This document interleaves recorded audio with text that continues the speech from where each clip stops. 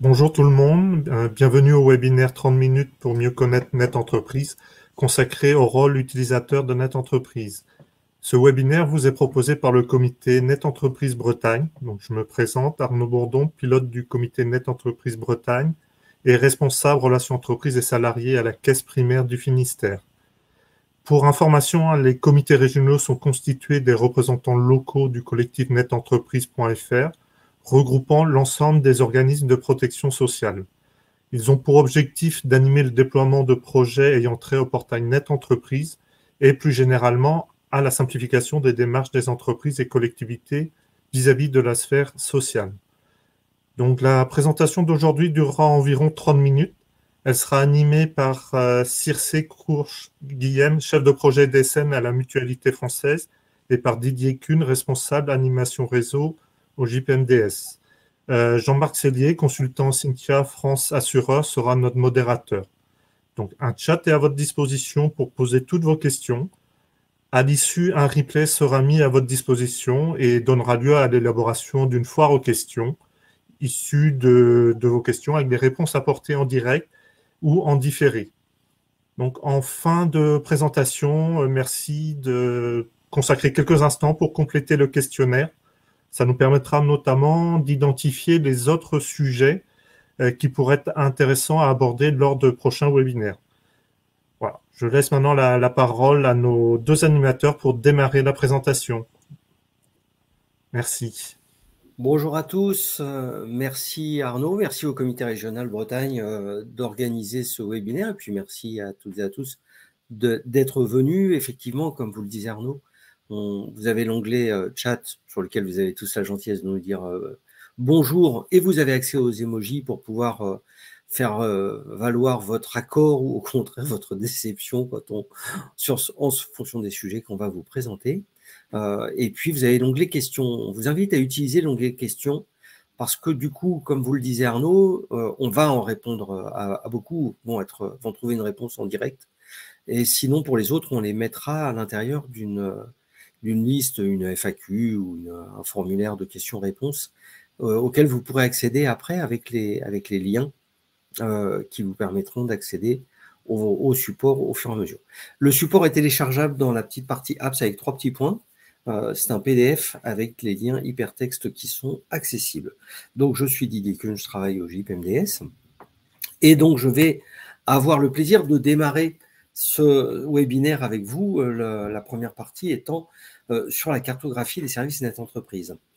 On met un portail pour tous les regrouper parce qu'en réalité, Net Entreprise, certains parce que ça fait plus de 20 ans que Net Entreprise est là, enfin ça va faire 20 ans puisqu'on a démarré en 2023, 23 ans,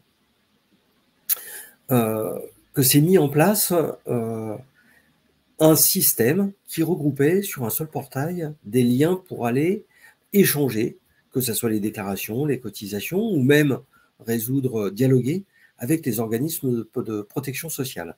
Donc, on avait au départ toutes les déclarations papier, alors je reviens rapidement dessus, mais c'est important parce que beaucoup, avec la déclaration sociale nominative et Net Entreprise, ont oublié ce qui se passait avant, c'est-à-dire les 70 à 80 déclarations à faire dans l'année, à des dates différentes, écrites avec des informations qui semblaient très très proches et pourtant qui étaient nécessairement différentes d'un organisme à l'autre, qui permettaient de remplir les missions de chacun des organismes et de faire valoir les droits des salariés dont vous faites la paye.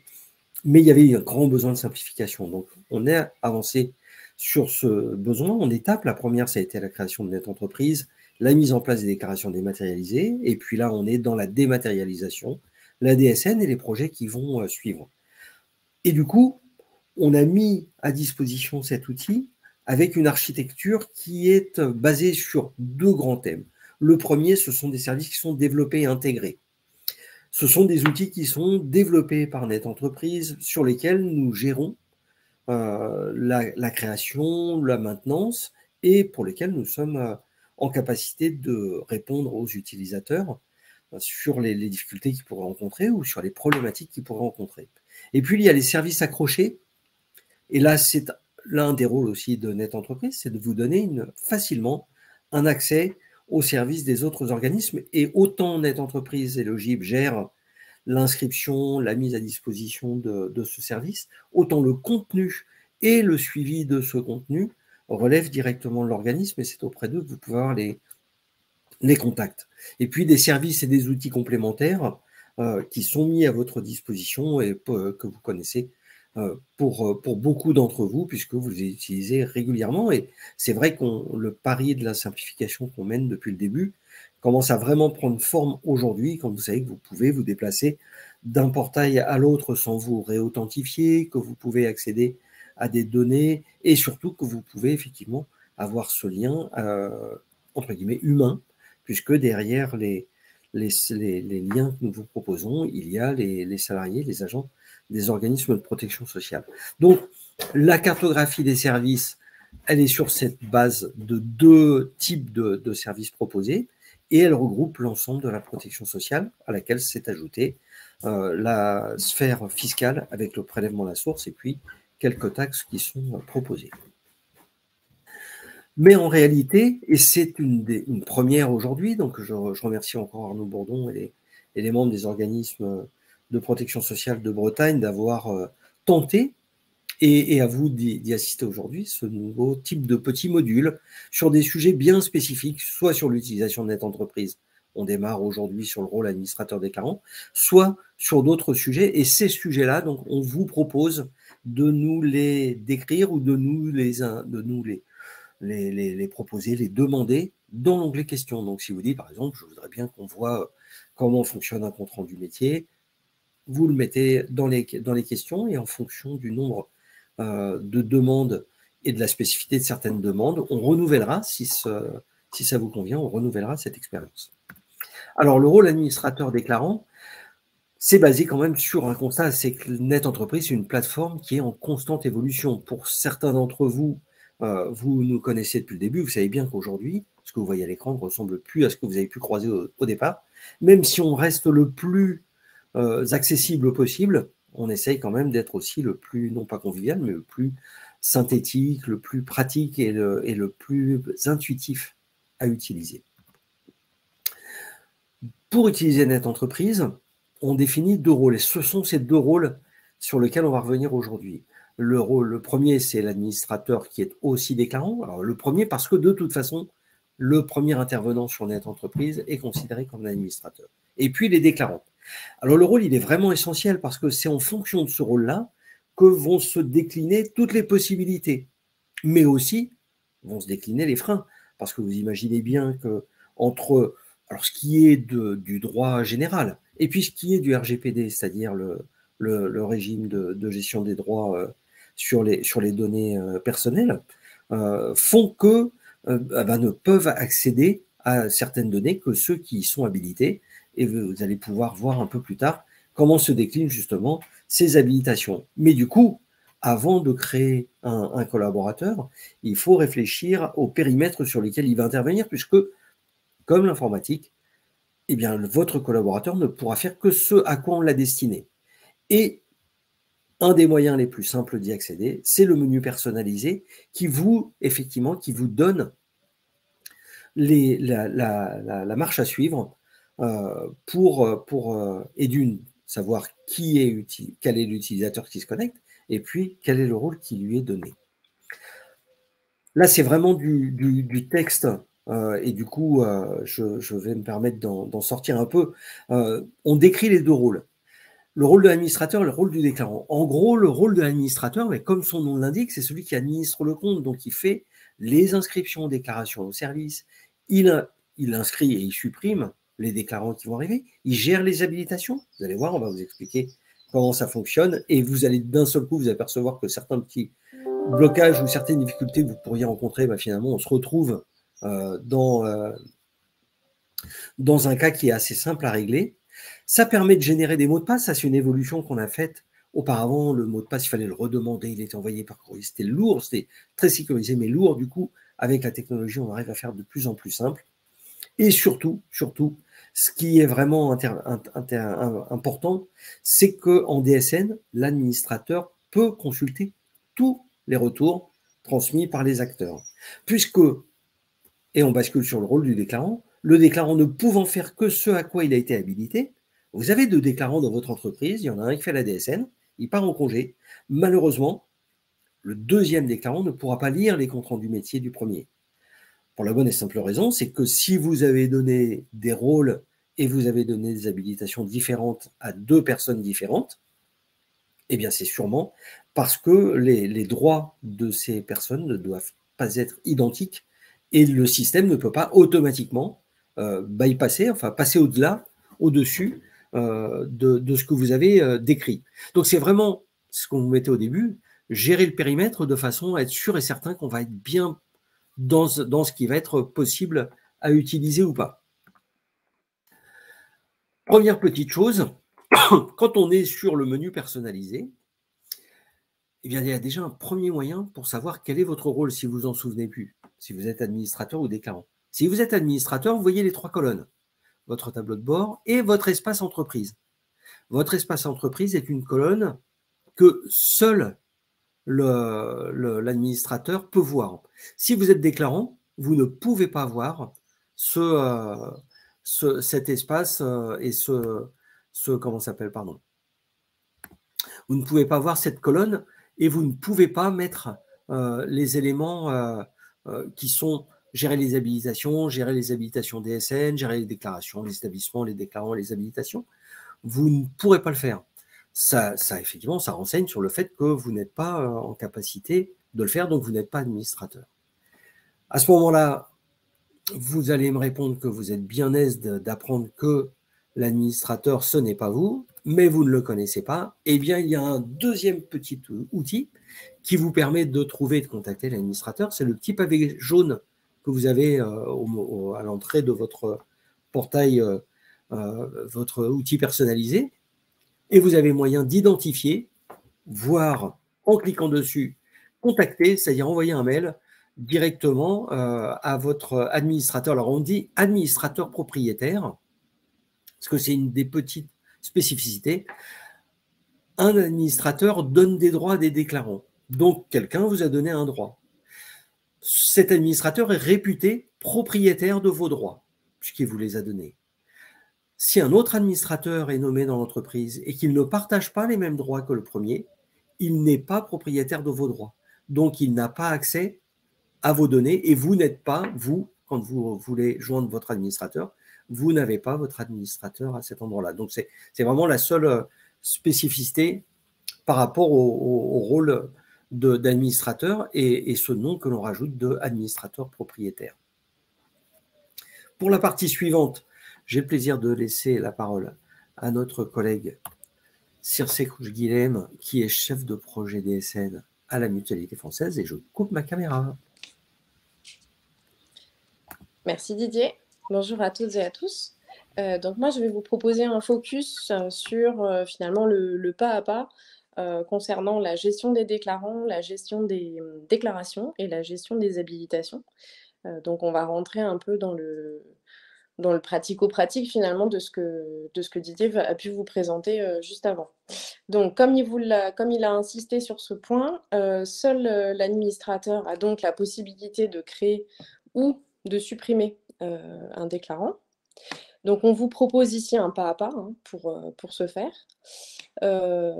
L'administrateur va devoir se positionner sur l'onglet Votre espace entreprise, l'onglet central, et cliquer sur Gérer les déclarants. Une fois qu'il aura cliqué sur cet onglet, un écran va vous permettre d'accéder à la liste des déclarants habilités à déclarer et ou payer, parce qu'il y a les deux possibilités, pour le compte d'un SIREN ou d'un SIRET. Donc vous pouvez en rajouter un en cliquant sur l'icône qui est indiquée par la flèche jaune, créer un collaborateur, en cliquant sur Nouveau déclarant.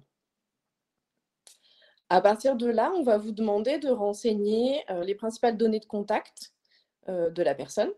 Donc les données obligatoires sont matérialisées, comme très souvent sur les sites aujourd'hui, par un astérisque. Une astérisque, pardon. Et du coup, il il va vous être possible ensuite d'affecter les habilitations. Donc ça, c'est dans la partie basse de l'écran. Vous allez pouvoir affecter les habilitations service par service, au cas par cas, ou alors en automatique, en copiant les droits d'un déclarant déjà existant, ou en lui attribuant celle de l'un des 5 profils de service déjà existants.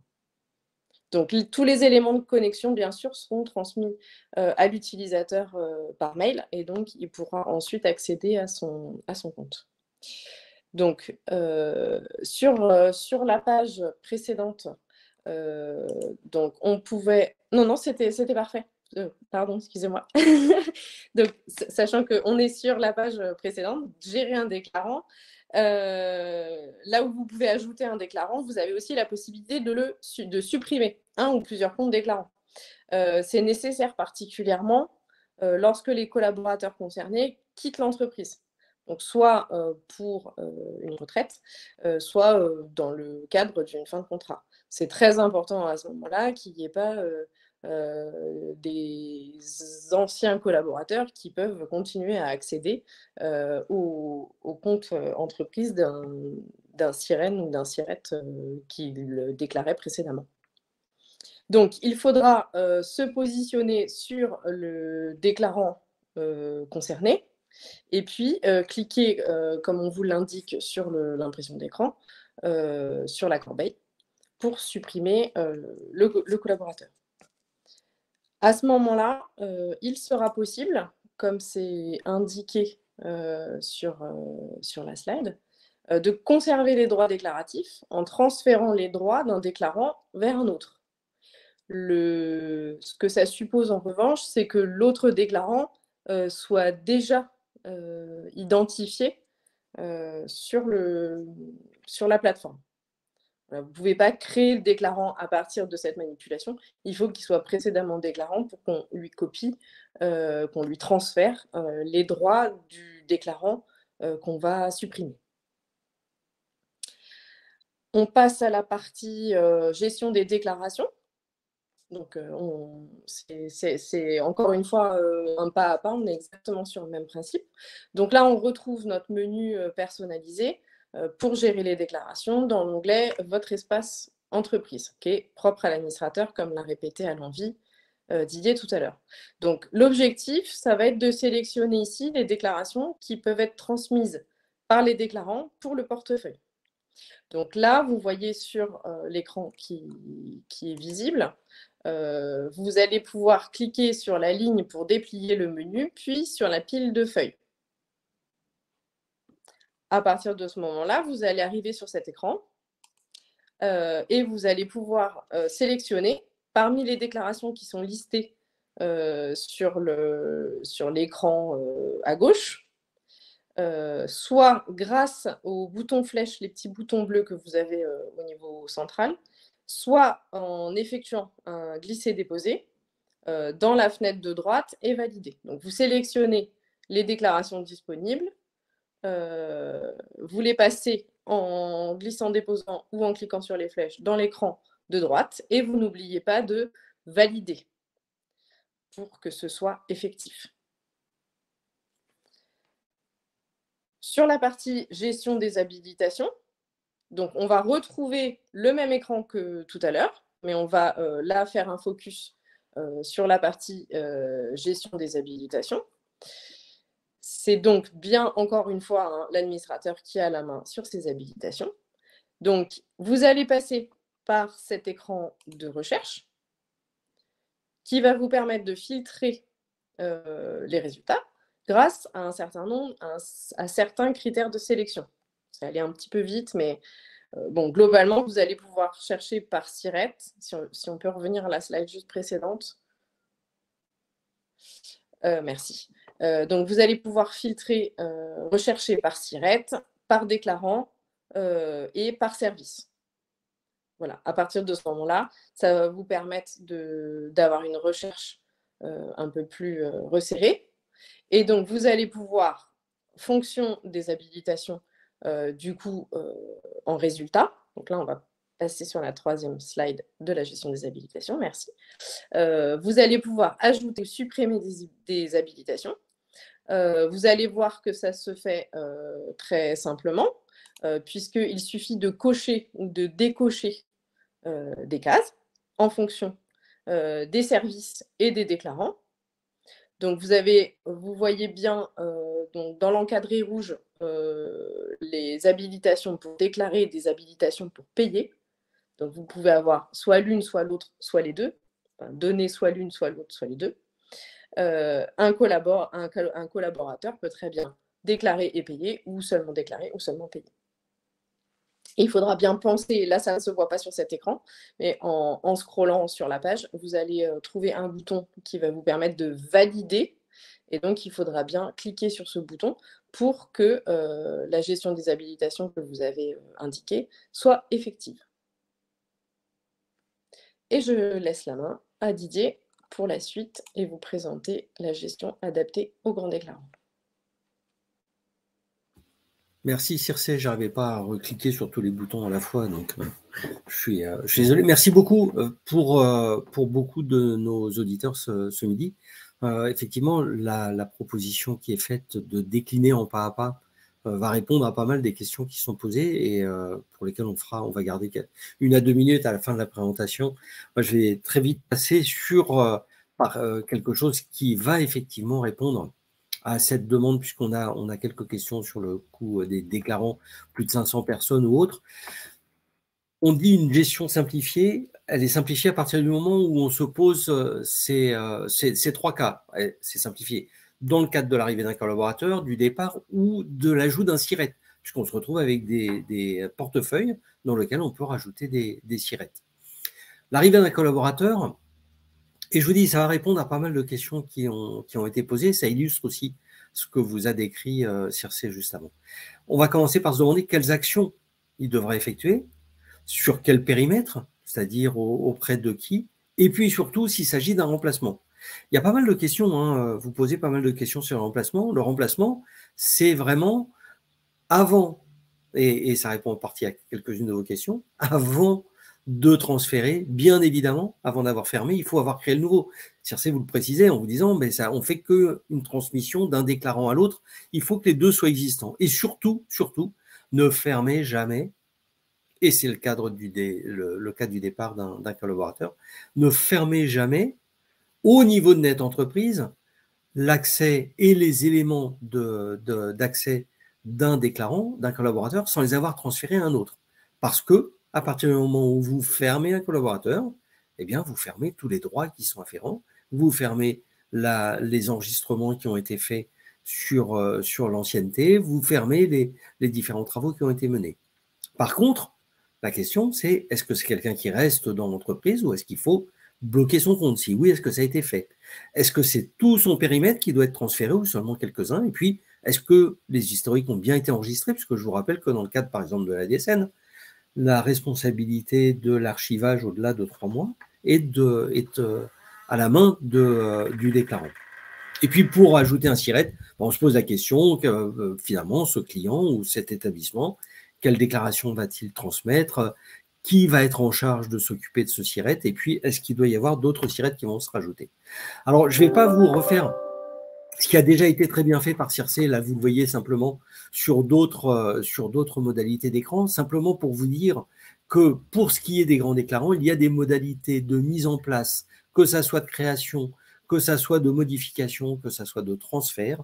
On peut le faire par un fichier d'un maximum de 500 lignes. Donc, j'ai vu qu'il y avait quelqu'un qui parlait de 500 habilitations, je crois que c'est pas par hasard, jusqu'à 500 items, vous pouvez passer par un fichier Excel et effectivement faire ces modifications au fur et à mesure. Vous avez tous les pas à pas qui sont mis en place. Là, vous avez donc, on doit informer le déclarant. Donc, on reprend, c'est simplement une autre vue. Mais je vois qu'on approche, on a dépassé les 14 heures. Si on va avoir 3 minutes de réponse aux questions, je vais aller plus vite. Vous pourrez revenir dessus puisque le support est effectivement téléchargeable dans les 3 petits points, dans Apps, et les liens peuvent être mis en place. un des éléments importants sur ce travail par rapport aux grands déclarants, c'est effectivement, grands déclarants, c'est en nombre, hein, bien évidemment, c'est pas une question de qualité. Les affectations d'habilitation sont soit faites en mode manuel, et là vous le faites au cas par cas, soit faites en mode automatique. Et ce que je vous disais, c'est à vous basculer un portefeuille complet d'un déclarant sur un autre, et de ces éléments-là qui sont accessibles de l'ancien au nouveau. Pour le départ, on a exactement les mêmes éléments, donc c'est simplement présenté différemment et avec une explication spécifique pour les grands déclarants. Donc je vous propose de vous y référer quand vous aurez. Pourquoi ces émojis effrayés? Parce que je passe trop vite et que vous n'avez pas le temps de les voir. Là, on va voir par exemple sur le choix du portefeuille.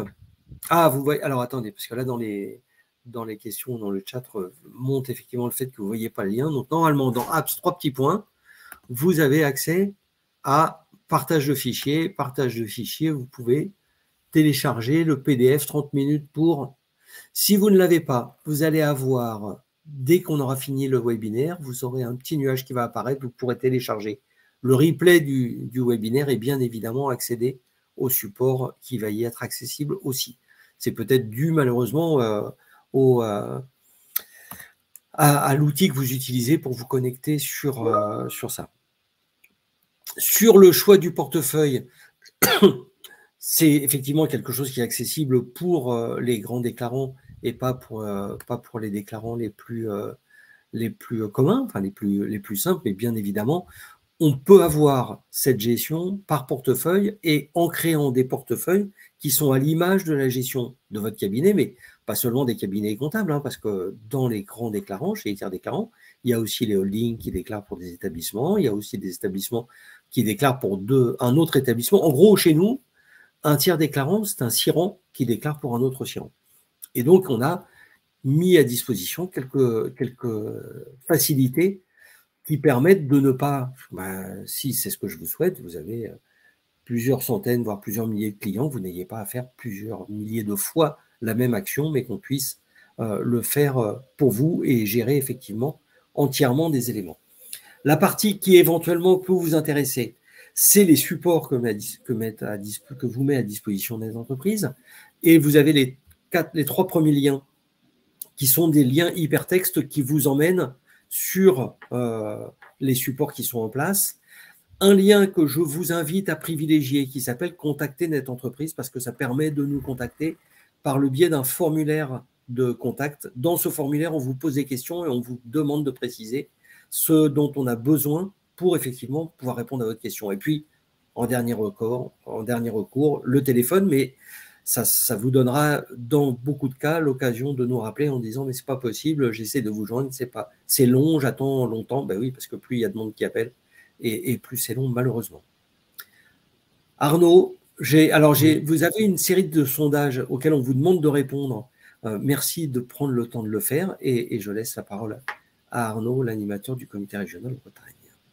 Ouais, merci Didier. Non, c'est juste pas la peine de couper ta caméra. Tu peux revenir Didier. Il y a beaucoup de questions. Autant on a parlé des déclarants, autant par rapport au départ d'un administrateur, la gestion du départ d'un administrateur, quand on n'a pas récupéré les codes avant ou tout ce qu'il faut. Et peut-être revenir aussi sur le fait qu'on peut, le nombre d'administrateurs maximum qu'on peut avoir pour un même SIRET. Peut-être réévoquer ça fait partie des questions qui ont été posées en début. Peut-être repréciser les choses, Didier. Ton micro est coupé. Hein, faut que tu remettes ton micro, Didier. Du coup, c'était plus clair sans le micro. Mais c'est parce que j'ai essayé de faire des choses bien. Et puis, total, les petits micros, les boutons sont cachés derrière l'écran. Donc, excusez-moi. Le nombre d'administrateurs, on a tendance à dire qu'effectivement, 9 administrateurs, c'est le maximum technique. La certitude qu'on a, c'est qu'au-delà de 4, ça ne sert plus à rien d'avoir des administrateurs parce qu'en gros, c'est ce qui permet d'administrer le compte. D'en avoir 2, c'est tout à fait jouable, bien évidemment, et ça vous permet de le faire, de ne pas être, entre guillemets, prisonnier d'un seul administrateur. Quand je dis prisonnier, c'est parce que il peut s'absenter, il peut avoir autre chose à faire. Il ou elle, hein, bien évidemment, c'est juste administrateur. C'est pour ça que j'employais le masculin, mais d'en avoir deux, ça vous permet effectivement de gérer tranquillement, beaucoup plus tranquillement, ces éléments-là. Donc, au-delà de 4, je pense que c'est une erreur, mais on peut aller jusqu'à 9. Après, il y a de très grandes entreprises. Vous avez la Poste, vous avez des entreprises comme ça, de plusieurs milliers de sirettes qui peuvent avoir besoin de scinder aussi en grandes régions, par exemple, et ils nomment un administrateur par région. Donc, c'est tout à fait jouable. Ensuite, bien évidemment, et ça, Circé, vous l'avez dit, moi je vous l'ai répété, je vous l'ai dit en amont et je vous le répète à nouveau maintenant, pour pouvoir transférer les droits de quelqu'un qui s'en va sur quelqu'un qui arrive, il faut que l'arrivant soit créé, mais il faut le faire avant d'avoir supprimé l'ancien. Parce que quand vous supprimez les accès à un administrateur, vous supprimez tous les accès. Même nous, au niveau de Net Entreprise, on n'a pas accès à l'historique. Donc surtout, avant de faire un transfert, pensez à bien déclarer, à bien créer le nouveau, à bien lui donner le bon droit, les bons droits, et ensuite de transférer ses droits. J'ai cru voir passer une question, Arnaud, qui disait si quand on transfère le rôle d'un administrateur, est-ce qu'on transfère tous les droits? Oui, quand vous transférez la capacité de quelqu'un sur quelqu'un d'autre, c'est toute sa capacité qui est emmenée. Si vous souhaitez ne le faire qu'en partie, à ce moment-là, il faut le faire manuellement. Et là, vous choisissez quels sont les droits qui vont être affectés au nouveau. Mais bien évidemment, tant que le compte de l'ancien administrateur n'est pas fermé, on peut encore tenter de faire quelque chose. Mais si vous ne le connaissez pas, s'il est déjà parti de l'entreprise, difficile de le joindre et de lui envoyer un mail pour lui demander de vous habiliter. Donc, dans ces cas-là, il y a une procédure au niveau de Net Entreprise qui est décrite dans Gérer votre compte sur Net Entreprise, qui consiste à soit faire une nouvelle habilitation si l'ancien administrateur est toujours présent par mail, soit par l'envoi d'un courrier qui vous envoie une clé d'activation et qui envoie une clé d'activation au gérant de l'entreprise, au responsable légal, et qui vous permet du coup de créer un nouvel administrateur.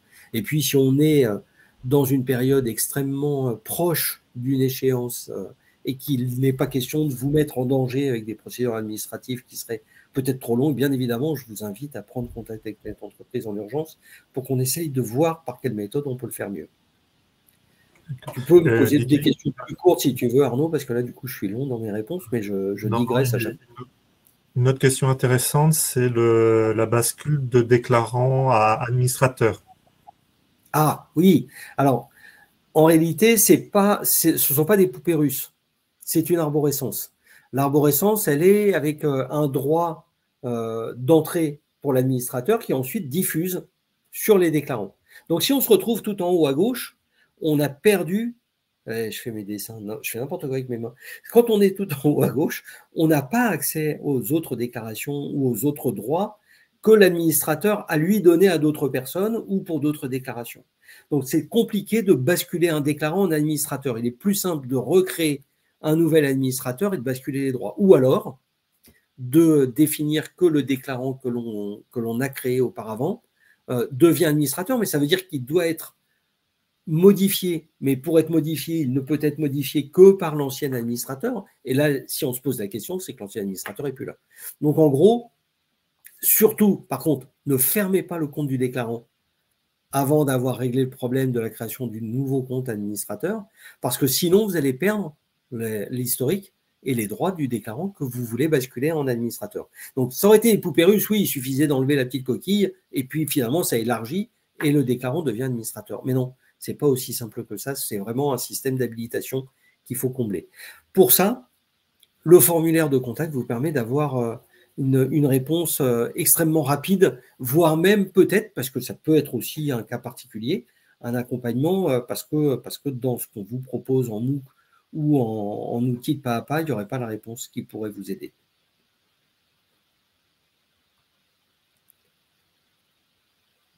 Est-ce qu'il y a d'autres... je sais, du coup, ça surprend quand j'arrête de parler au milieu d'une phrase, mais...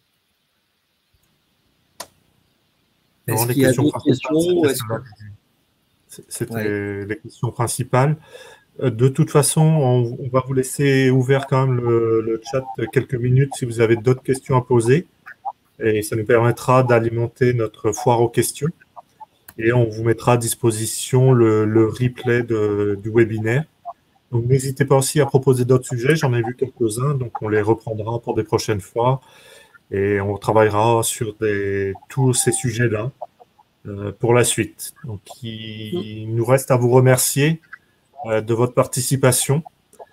Et voilà, à bientôt. Oui, juste en petite précision, Arnaud, et tu as raison, c'est Madame Convelet qui posait la question où se trouve le formulaire. Les liens que l'on vous met là sur la slide des supports net entreprise, dans le PDF, ils sont téléchargeables. Donc là, ils sont actifs. Donc là, par exemple, vous pourrez, en cliquant sur Contacter Net Entreprise, vous pourrez accéder directement aux réponses.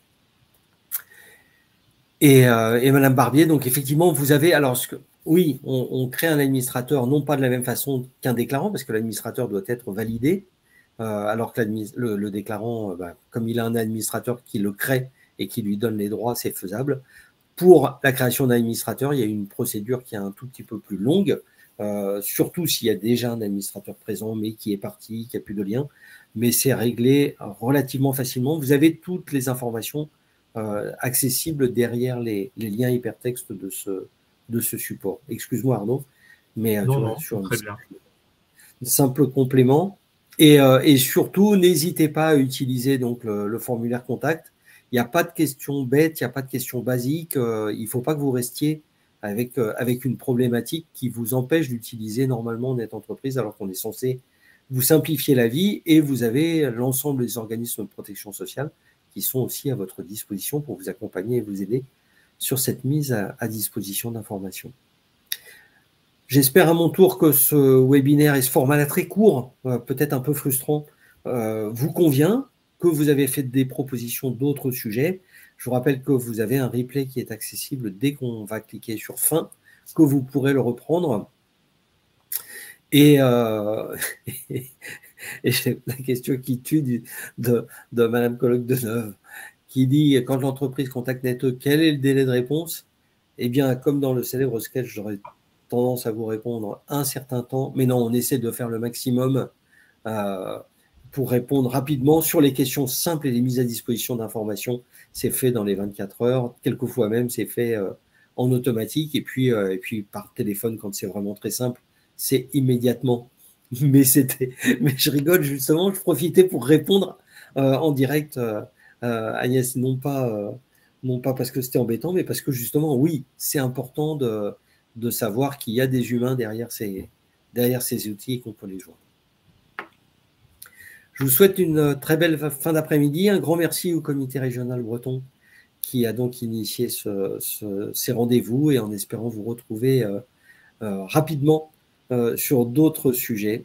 Merci beaucoup, Circé, JM, pour avoir joué le jeu de la participation. Jean-Marc Sellier, qui était le modérateur derrière pour donc Cynthia France Assureur et la Mutualité Française. Grand merci à vous.